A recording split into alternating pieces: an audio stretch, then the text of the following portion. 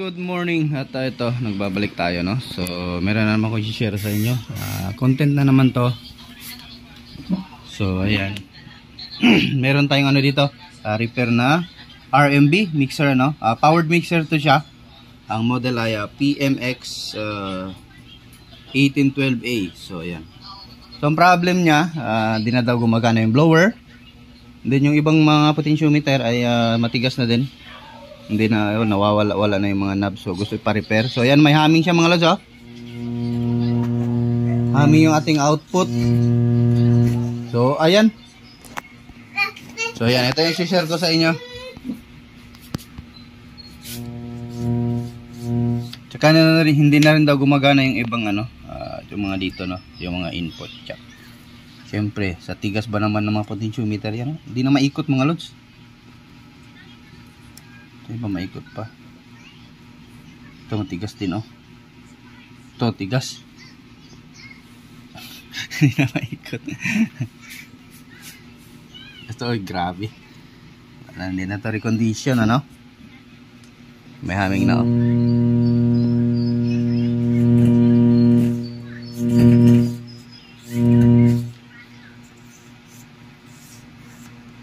Tigas na ng mga ano niya. So ito, at bago natin ito simulan mga lods, ano, sorry, recondition natin to. Inanyahan kita pag-subscribe sa Kamunting channel dyan mga lods, at pakita notification bell at ilagay sa all para laging updated. So ayan, at continue tayo, tanggalin na natin to. Mga lods, at natanggal na natin, grabe. Yan, tigas na yung mga ano mo yung mga lods, yung ito, potentiometer, tignan natin kung lalambot pa to. Or papalitan na lang natin. Hindi na maikot yung iba. So, ayan. Tagalin ko muna ito. So, lalabahan natin ito mga lods. Mag-general cleaning tayo. Kasi ilang taon na kaya yan din nalabhan.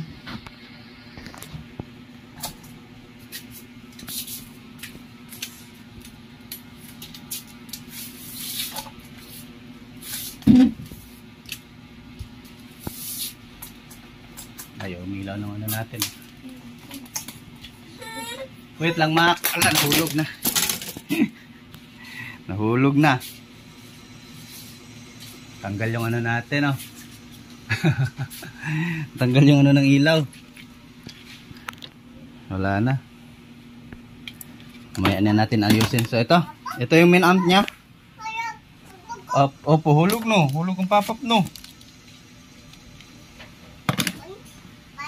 Opo, wait lang ha. Wait lang, papa pa. So yung mga lods, ito yung ano niya. Kalawang na din. Hindi na na-recondition to. At kaya pala humming yung ano natin, no, kahit patay yung volume o yung natin yung sa kanyang pinaka-master. Ayan, o, putok pala yung capacitor. So malaki yung transformer niya mga lods. At naka 2 pairs siya, no, per channel. Yan. Ayos din naman.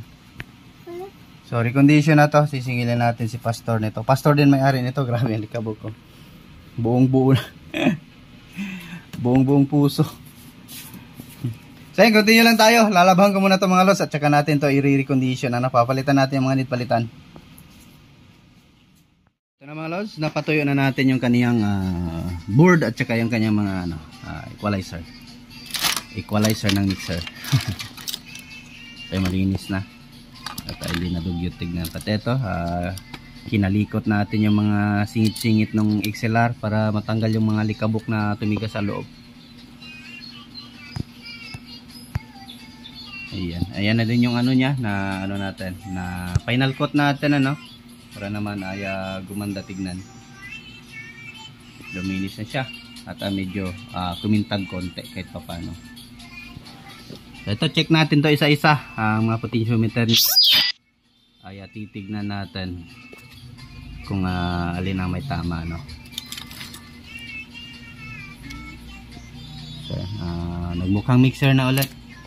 Luminis siya, tignan na yan, oh. So kukuton buds lang natin yan, may hindi pa rin natanggal tala na likabok. Ayan, oh. Kukuton buds natin yan, tanggal yan mamaya.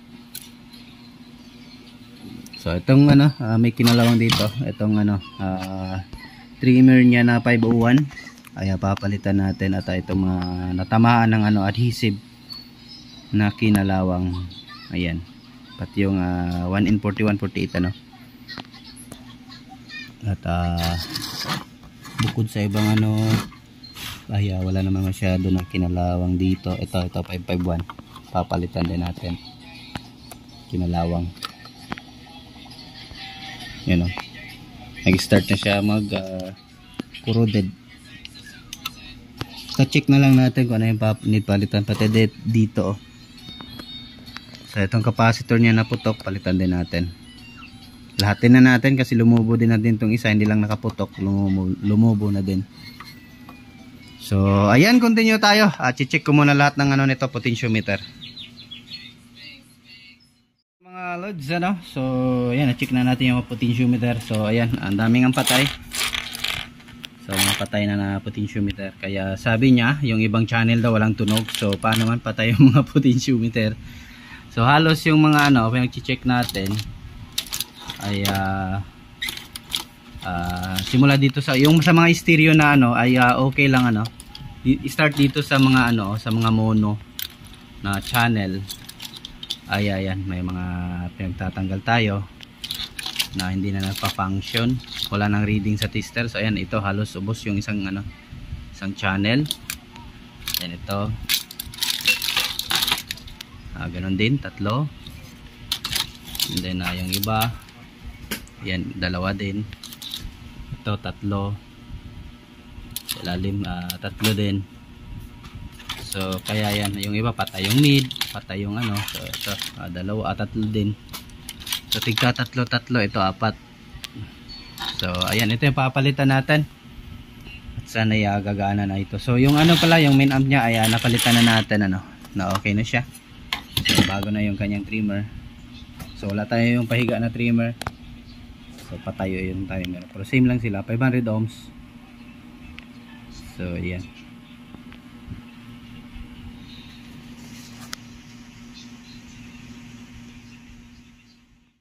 So ito na mga loads, update tayo. So natapos na natin palitan yung mga ano, yung mga patay na potentiometer ano. So ayan. At waskag ang kahimtang. So ito, ayun na yung ano natin, na-treat na natin ano, yung ating pinaka master amplifier nya, main amplifier. So ayan, balik na natin to ngayon para for testing na to no. So picture natin, gawin natin thumbnail. Iyon no. So ito, update. Continue lang tayo sa salpak ko na to. Mga loads, update tayo. Ayan, ibalik na natin. At ayan, malinis na tignan yung ating case ng ating amplified mixer ano. So naglagay pala ako ng regulator sa ating blower ano. So diyan ko na lang siya dinikit. Ayan. Kasi nga yung blower natin ay 12 volts lang, so walang avail dito na 24 volts. So kasi yung old na ano niya is 24 volts, no? So okay, naglagay na ako na regulator din, 12 volts lang yung nilagay ko na pan. So ayan, mukhang bago na ulit. So baka nagustuhan yung video natin mga lods, huwag kalimutan yung like. So kunin ko na yung ano, and then magte-test na, audio test na tayo. Kunin ko na yung ano doon. Binilad ko pa kasi kanina kasi nag-spray ako ng ano, kasi nagasgas inano ni Colette. Kinaskas ni Colette yung casing.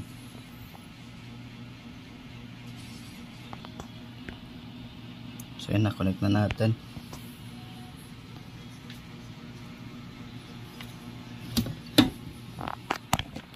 Ito na nga yung ano natin ano. Oops. Ay medyo umayos na yung pagmumukha. So ayusin ko lang. So ito.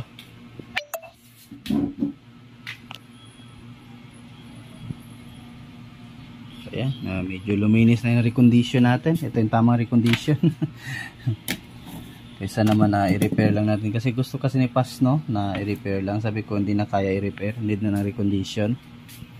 Kasi nga ang concern niya, itong ibang channel ay hindi tumutunog ano. So yun na nga yung mga patay na mga potentiometer. Yun na yung dahilan. So yan lang natin ito lahat. So at yeah, medyo umoke na yung pagmumukha nito. patay natin yung potentiometer. So testing natin, power on natin. Tingnan natin kung may ano pa rin dito umiilaw. Kasi yun yung ano natin, no. So yun.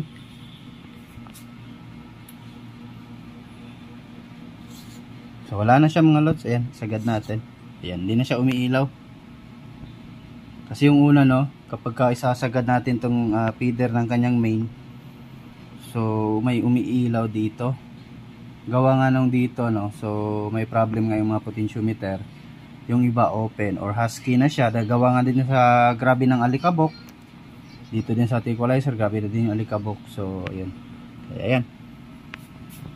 Medyo ano na siya. Tingnan natin kung kasi nung una humming agad, no. So ito, testing natin.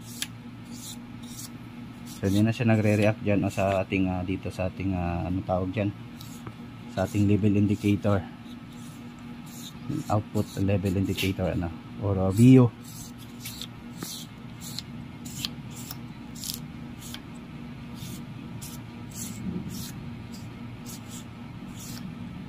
So ito, continue tayo. Lagyan ko muna ng ano, speaker. Yung ano natin, ano. So tapos na natin ibalik.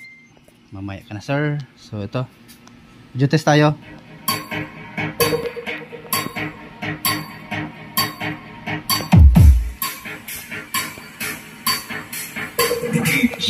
Okay na mga lads.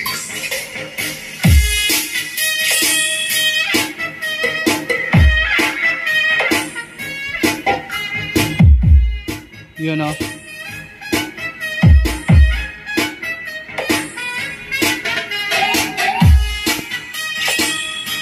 Mukhang bago ng mga lods, oh.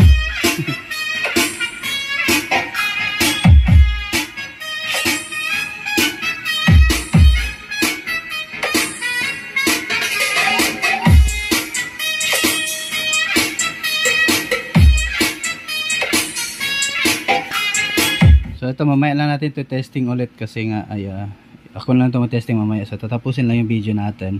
Kasi nga need ko pa linisan yung mga ano nito kasi nilabhan natin, hindi man natin nalinisan, no. So sa paglinis ng ganito mga lods, so ang gagamitin nyo ay cotton buds lang, ano. Lagyan nyo ng kaunting thinner para matanggal yung mga dumi na dumikit doon sa pinaka-metal ng ating ano, tusukan, ano. Kaya minsan kapag plug ka po dyan ng ano, minsan nagka-crack yung sounds gawa nga nung ano, dumi. So or ano, no, dumikit na doon sa kanyang pinaka-metal.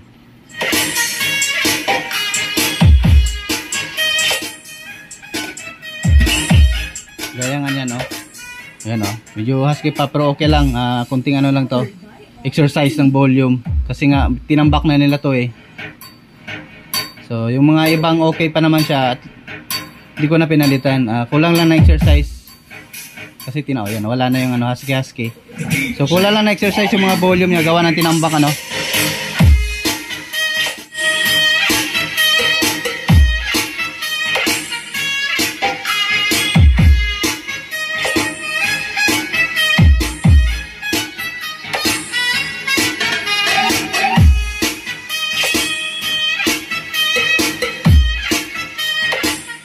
So try natin lipat dito sa kabila.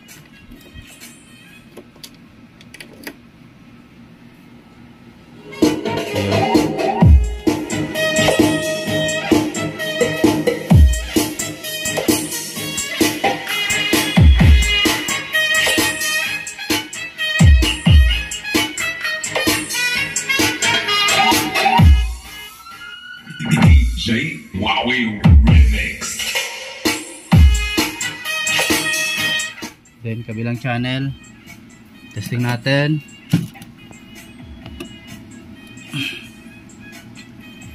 Ang tigas talaga nito bunutin.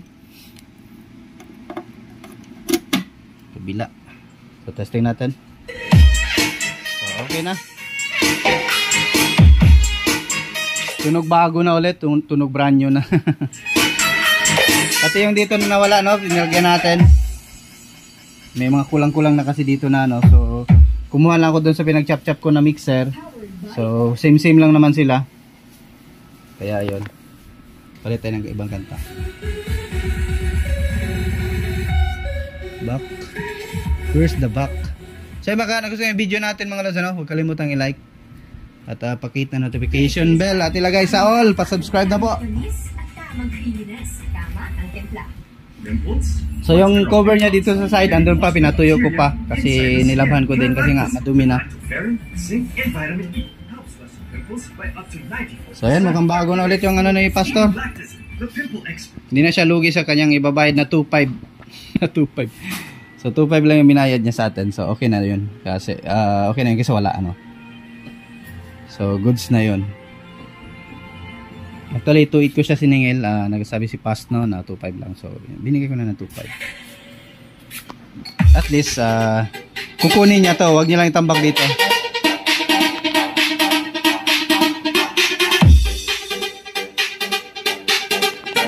DJ Wowing Remix.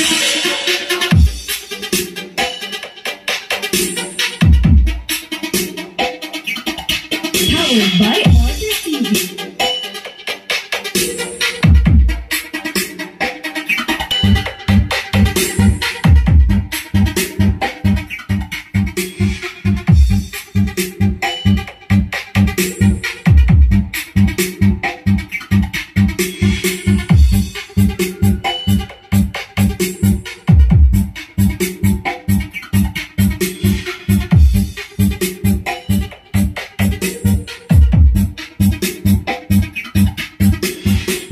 Another success repair na naman at recondition mga lods, restoration. So ano pa man tawag dyan. At maraming salamat.